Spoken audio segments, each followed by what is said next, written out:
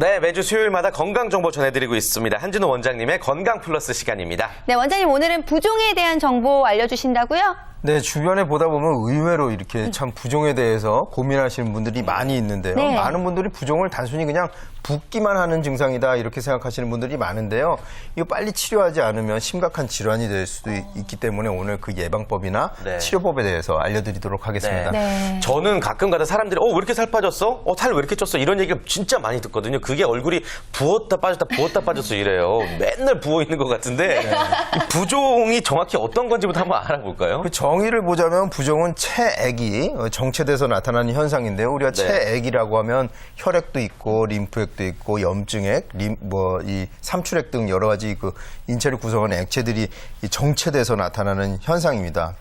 또 전신의 부종과 국소의 부종으로 또 예. 나눌 수가 있고요. 몸이 부으면서 푸석푸석하고 일단 탄력이 없고요.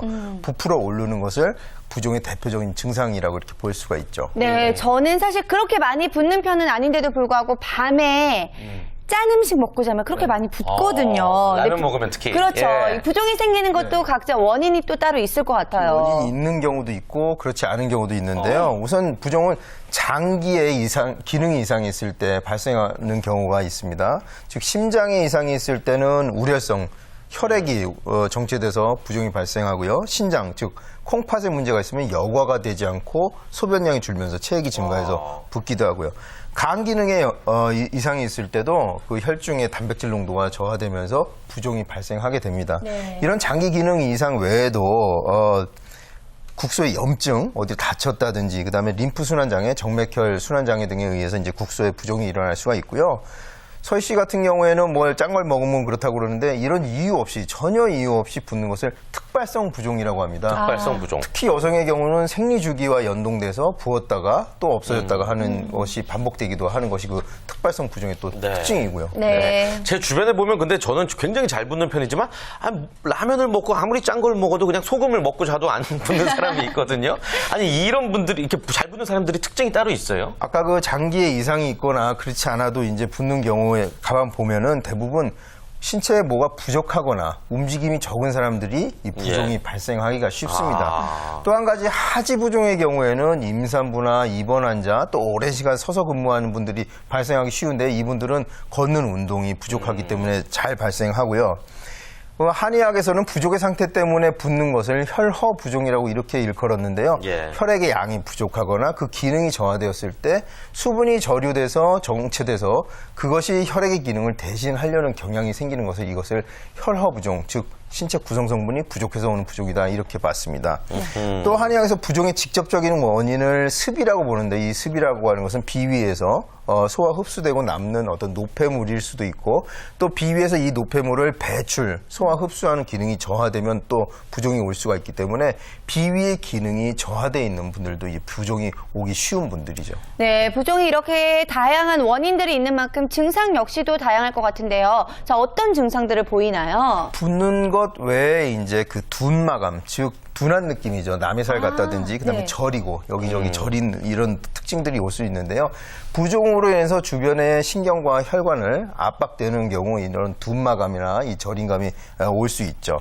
혈액이나 림프 순환을 저해하게 되면 열감, 우리가 발바닥이 화끈화끈하다든지 이런 느낌들도 올 수가 있고요. 네. 그래요. 근데 얼굴이 부었을 때 아침에 조금 이렇게 움직이고 좀 방송 몇 시간 하면 다시 또 빠지거든요. 일시적인 거 아니에요? 그렇죠. 이제 특발성 부종은 대부분 일시적으로 발생했다가 소실되는 게 대부분의 특징이고요. 예. 다만 심장, 간, 신장 등의 그 장기 기능 부전에 의해서 발생하면 이것들이 지속되는 특징이 있습니다. 발목의 한 10cm 윗부분을 손가락으로 한 몇 초 이상 눌렀다가 예. 떼어냈을 때 바로 회복되면은 일시적인 부종이라고 볼 수 있지만 그게 회복되지 않고 계속 이 손가락 모양이 남아있는 경우 이런 질환적 부종이라고 볼 수가 발목이 있죠. 10cm 위. 네, 자, 붓기가 계속 남아있을 수 있다라고 생각하니까 정말 끔찍한데요. 자, 이 부종이 오래 사라지지 않을 경우에는 그렇다면 다른 질환으로 발전할 가능성이 있는 건가요? 부종의 특징이 대부분 다른 질환의 합병증으로 부종이 나타나는 경우가 대부분이지만 이 부종으로 인해서 체액이 저류되잖아요. 그러면 이 체액을 순환시켜야 되고 여과시켜야 되는 심장이나 콩팥에 무리를 줄 수도 있고요. 하지의 부종은 신경이나 혈관을 압박해서 아까 저린감이나 둔마감도 올 수 있지만 보행이 좀 어려워질 수 있는 그런 2차적인 증상이 나타날 수도 있죠. 안면부의 부종은 이 방송하시는 분들한테는 또 치명적일 수도 있지만 미용상의 문제뿐더러 자신감 결여라든지 이런 심리적인 문제도 일으킬 수가 있죠. 그래요. 근데 너 계속 부으면 그거 다 살돼 이런 얘기들 많이 하는데 이거 일리가 있는 말이에요? 그렇게 말들을 많이 하는데요. 부종이 딱 살, 즉 지방이 되는 거는 아닙니다. 절대 수분이 지방이 될 수는 없지만 예. 부종이 장기화되면 그게 체중에 반영되는 것은 사실이고요. 부기가 남아있으니까 네. 또 몸이 무거워져서 활동이 줄어들면 살찌기 좋은 조건이 되는 거죠. 그다음에 신진대사도 저해되기 때문에 노폐물이 더 많이 생길 수 있고요. 그래서 부종이 생기면 살이 찐다기보다 살찌기 쉬운 조건이 되기가 쉽다. 이렇게 보시는 것이 맞겠습니다. 그렇다면 부종은 아무래도 생기기 전에 미리 예방하는 게 더 필요할 것 같은데 예방할 수 있는 방법들에 대해서 좀 알려주실까요? 우선은 가장 많이 움직이시는 것이 좋아요. 지금 너무 정적인 생활들을 많이 하기 때문에 장시간 이렇게 앉아서 근무한다든지 서서 있는 것을 조금 피하는 것이 좋고요. 네.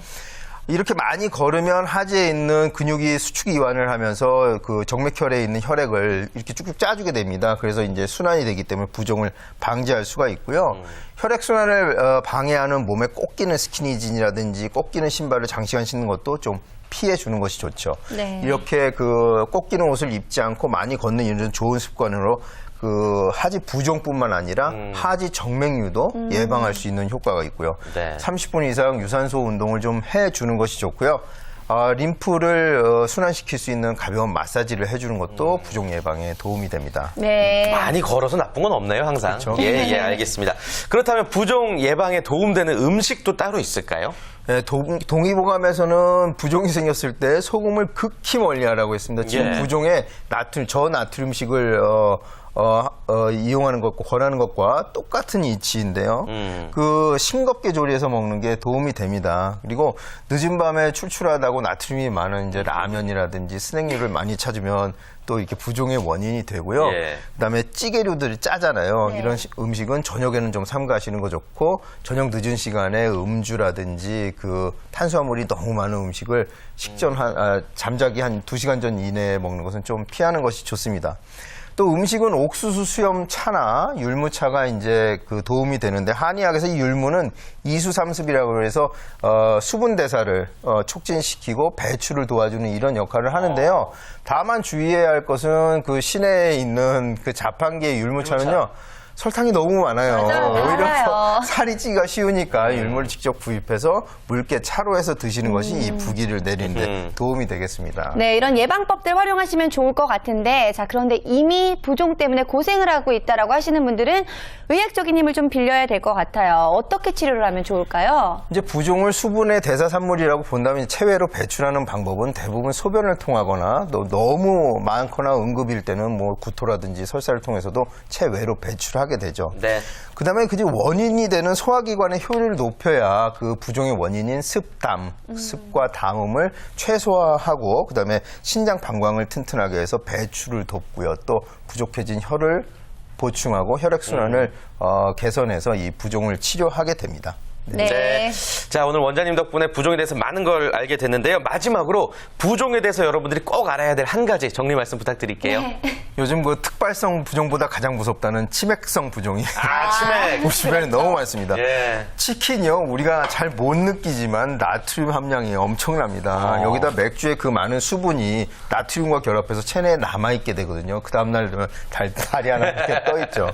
치맥을 드시려면 초저녁에 저녁 대신 가볍게 드시고 운동하고 나면 훨씬 부종 없는 그런 생활을 하실 수 있지 않을까 이렇게 생각합니다. 예. 네, 참고하셔서 꼭 부종으로부터 자유로워지시길 바라겠고요. 자, 다음 주에도 역시 알찬 건강 정보 기대해 보도록 하겠습니다. 네. 자, 건강 플러스까지 오늘 잔명거진에서 준비한 소식은 여기까지죠? 네, 오늘 함께 해주신 이재은 대표, 백영찬 팀장, 한진호 원장님 모두 너무 감사드립니다. 고맙습니다. 감사합니다.